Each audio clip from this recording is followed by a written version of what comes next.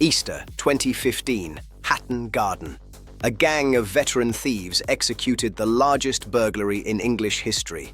Welcome to the Heist Chronicles.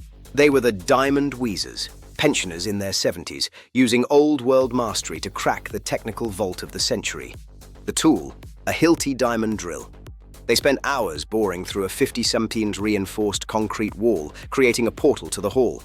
Inside, the silence of the tomb.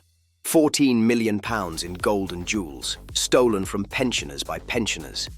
One mistake, one final curtain call. Subscribe to open the next case file. The Chronicles are always open.